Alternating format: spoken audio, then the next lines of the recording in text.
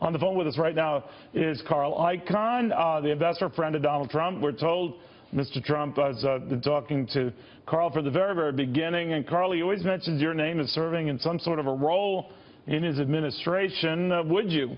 Yeah, Neil, I told you from the beginning, maybe in the background, I certainly would be happy to talk to Donald and discuss different problems with him and possibly be an advisor, but I'm certainly not going to get into the government. But I do believe that Donald is what this country needs at this time and what Washington needs at this time. You have to get away from the, and that's what the people are saying, that you have to get away from this gridlock and this bureaucracy that we have. And I think Donald will accomplish that. What did you make of Donald Trump's remarks to the press there, that a message to the Paul Ryans, the Mitch McConnells, we can get along here, or we can't? Look, it's sort of a no-brainer.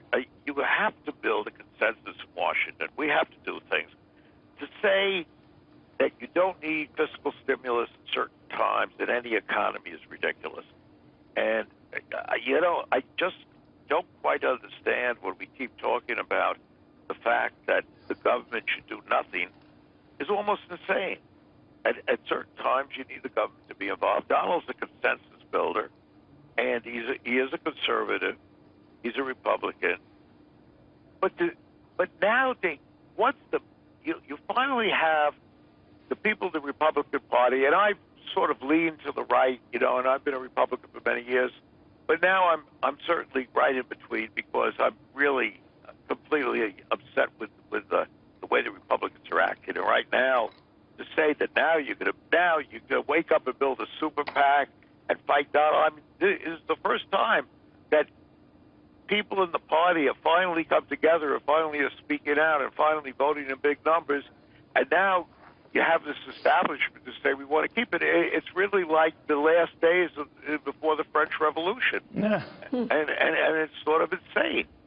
He seems to be saying, though, Carl, to that point, that is Donald Trump, you either get along or go along here. And I'm wondering what message that is sending, or that the leadership gives up this type of battle.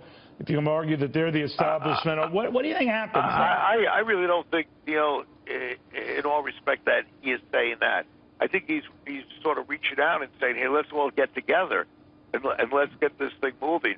I wasn't clear on that, Carl, but they're resisting that overture. That's fairly clear. Oh, yeah, I think they are, and I think that's crazy. I think that there's an establishment in New York that, for one reason or another, in that top 1/10 of 1%, and let's face it, a lot of the money that's been made, and we have to consider hubris, is real luck. I mean, you have people in New York that have made a great deal of money, some legitimately. So I don't mean I'm not talking about anything that's criminal, right. But, there's been a great deal of luck. And now Donald is speaking out, and he's saying we have to do something. We have to help the little guy. And it's not even the little guy. I mean, if you see what goes on in this boardrooms of America, I mean, there are, with many, many, many exceptions, you have a lot of mediocre CEOs that are making hundreds of millions of dollars for doing a mediocre job. And I think Donald is saying, we have to change the rules. We have to have real elections in corporate America, too. And these are the people that now are trying to join against him. And I think he's absolutely has touched a nerve, and it's time the Republican Party coalesce, and Donald is a consensus builder, and say, okay, let's get Hillary Clinton.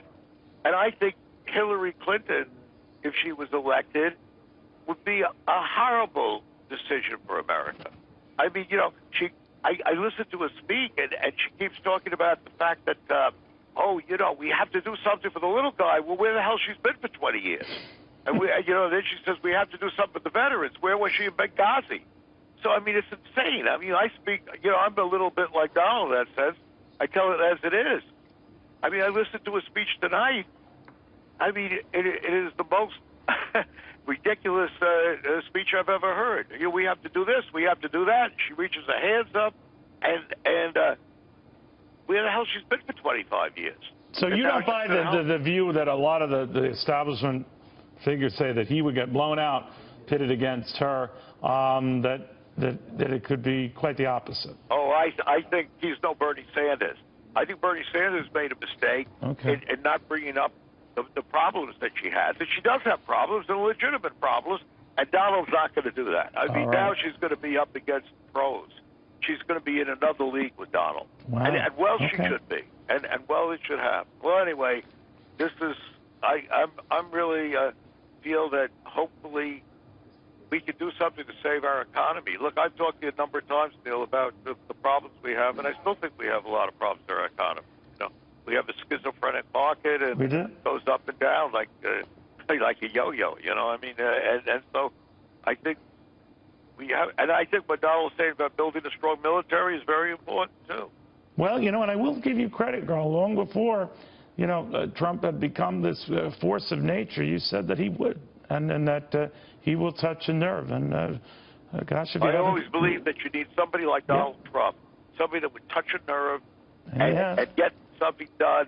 And what is really completely absurd is that now the Republican Party and these so-called leaders and establishment are now going to stand up against them, and this is what they want.